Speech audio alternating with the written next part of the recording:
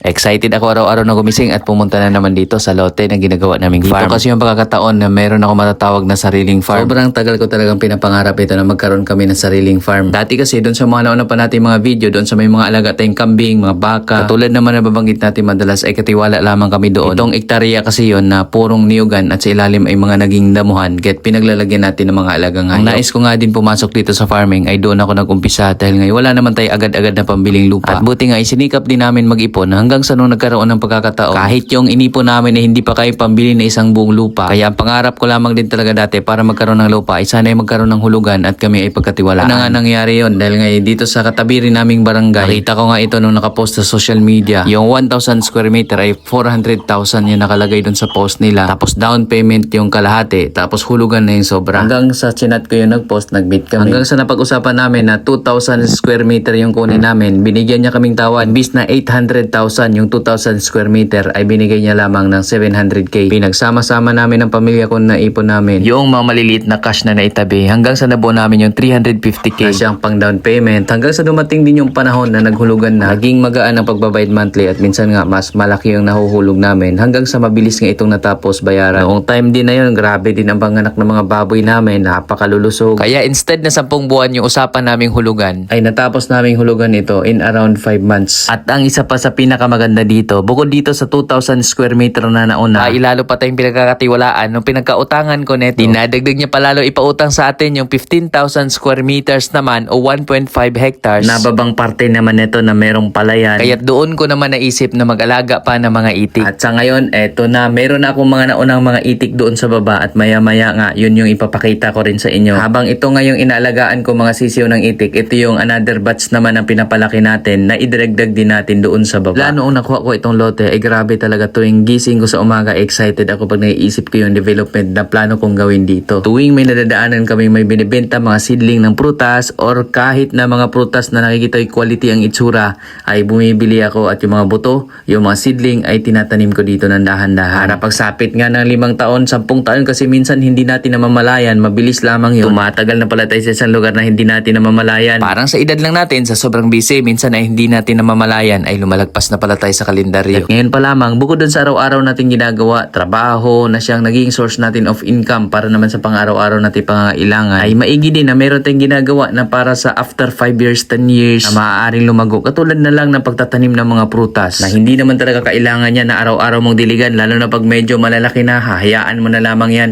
Kailangan lamang medyo malinis yung paligid. Meron nga akong tanim na prutas, damuhan lang hanggang sa lumaki ng lumaki. Bunga at ngayon ay nakaharvest na. Katulad lamang din itong pag-aalaga ng itik. Sa umpisa din ito ay magastos at medyo matagal din tayo magantay bago tayo makabenta ng itlog. At hindi pa nga yun sure kung talagang mapapalaki natin sila. Hindi natin alam kung meron mga pagsubok na maaring dumaan dito sa pag-aalaga natin ng itik. Ngunit ang tinitingnan natin dito ay yung pang matagalan na kahit na dumating man ang panahon kung hindi man maging successful itong unang batch, meron tayong magandang matutunan na maaari nating i-apply sa next batch naman ng pag-aalaga natin ng itik. Pero hanggat maaari ay gawin natin ang lahat na makakaya natin para mas safe natin sila at mapalaki natin silang maayos hanggang sa mangitlog sila. At long term yung tingnan natin at maaring sa pagdating ng panahon, kung ngayon ay nag-umpisa ako ng 200 pirasong sisiw ng itik na mga babae, may halo din na ilang lalaki. Kapag nangitlog na sila at maganda naman yung market, ay maaari pa natin silang paramihin palalo. Kung halimbawa ay kikita tayo ng 1,000 per day dito sa mga itik na ito, labas na nung mga gastusin. Kung gusto natin kumita ng 10,000 per day, hindi gawin nating times 10 yung dami nila. Ganun ang goal ko. Although hindi naman araw-araw ay madadala natin yung goal na yon dahil minsan panghihinaan din tayo ng loob. Pero kapag i-push lang talaga natin ng i-push, ay maaaring dumating din tayo doon sa goal natin, sa target natin at doon mamalayan na lang natin. Ay buti na lang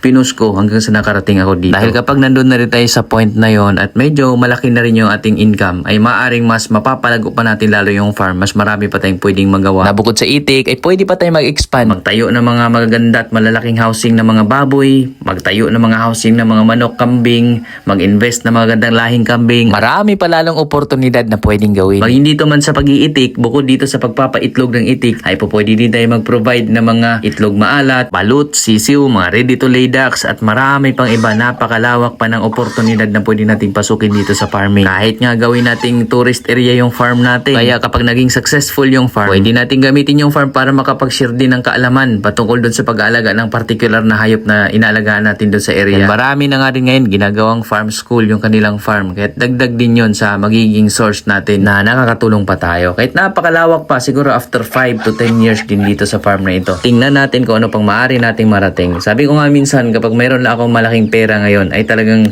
mabilisan yung pag-grow ko dito. Pero dahil nga hindi naman tayo mayaman ay dahan-dahan lamang yung pag-grow natin. Dahil kapag araw-araw meron tayong ginagawa, darating ang panahon, sapit na 1 taon ay napakarami na niyan pag naipon. Tulad po dito, nasa 8 buwan na po kami dito pero marami na tayong nagawa. May mga tanim na tayo sa paligid, meron tayong saging, mga prutas, mga gulay, may mga kasaba, gabi at marami pang iba. Nakabuo na nga rin kami ng fish pond doon sa baba. Meron tayong asolapan, kangkungan, which is pagkatapos nga natin dito sa ibabaw ay doon naman tayo papunta. Kanina nga ay nag-chop ako ng kangkong. So isa nga rin yun sa naging paraan din natin para medyo makalas tayo sa gastos. Dahil yung kangkong hinahalo natin sa feeds at darak na pinapakain natin sa mga baboy at doon sa mga itik sa baba na medyo malaki-laki na ganun din ang binibigay natin. No, ito lang mga sisiw ng itik natin dito sa ibabaw. Chick booster yung binibigay natin dyan dahil mga day old chicks pa lamang ito. Itong time na to is nasa about 3 to 4 days itong mga sisiw natin ito. Kaya chick booster muna binibigay natin. At ang ginagawa ko nga, dahil nga sila ay naliligo sa tubig kapag masyado pang bata, pagka basa sila palagi, ay maaari silang nagkakasakit. Kaya tinatanggal ko yung tubig nila maya't maya, tapos binabalik ko na naman para makainom na naman sila. Kasi although hindi naman sila lumalangoy doon sa tubigan, pero dahil nga mahilig sila sa tubig, mahilig silang tumuka ng tubig hanggang sa nababasa yung mga kasama nila, hanggang sa yung iba ay basang-basa na at yung medyo mahihina ay tuloy yun ang nagkakasakit. So tara, baba na tayo dito sa kabilang area. Ito yung 1.5 hectares naman na area. Ito yung tawid lamang sa kalsada. Mula doon sa unang 2,000 square meters namin na lote, ito yung hindi na ako pinagdaw ng seller at 2 years ko itong hinuhulugan. Pababa na po tayo para magpakain na ng itik doon sa baba. So mas preferred ko naman dyan maglagay ng itik sa baba kasi may tubig, may source po ng tubig.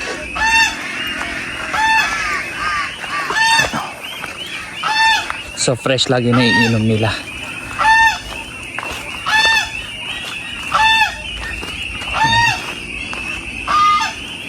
Ganda ng lugar dyan. Napalibutan po ng bundok tong babang to. Pero may tatagusan naman yung tubig. Kasi mula pa to si Babaw, may bundok din dyan. Sa bawat side naman. Mula si Babaw may tubig. Yung tubig na umaagos meron dyang sapa. Wala pa dun sa maraming barangay. Tapos pababa to, papunta naman dun sa Pulangko sa dagat. Going to Dipolog. Ayan no, yung mga itik. Hello. Sila. Ayan po. So yun naman yung mga itik na medyo malaki na. Kasi yung iba nasa loob. Mag-ready lang tayo ng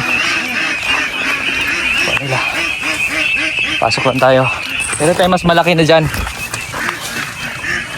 Yung kuan ko, yung bukal from here, nilipat natin dito sa loob para mas malakas ang tubig. Ayan malinaw na tubig po Malakas po ang agos dyan pag medyo mababa. Tapos may agos yan papunta doon sa inuman ng itik. Yan po. Diyan na inuman mga itik. Dumami na rin tubig yan. Meron silang langoyan. Yan yung ibang itik natin. Lagyan ko muna ng tubig tong. Tandala natin. Ito. Pasok tayo dito.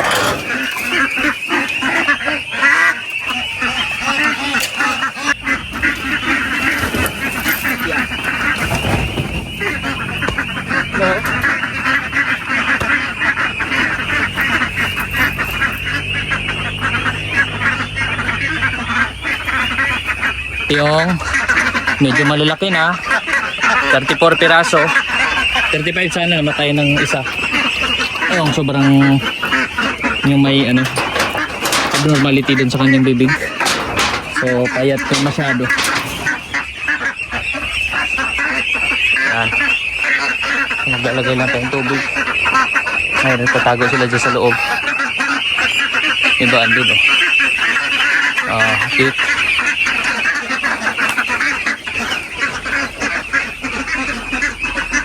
Aba, ito ginawa nilang languyan na May malinis namang tubig yan. Yung umagos lagi. Ito yung bukal. Malinaw ang tubig. Nilipat ko dito. Kasi dapat doon to sa ibabaw. Doon sa kabila, kaya lang ang hina na ng tubig. Habang dito po, malakas ang agos.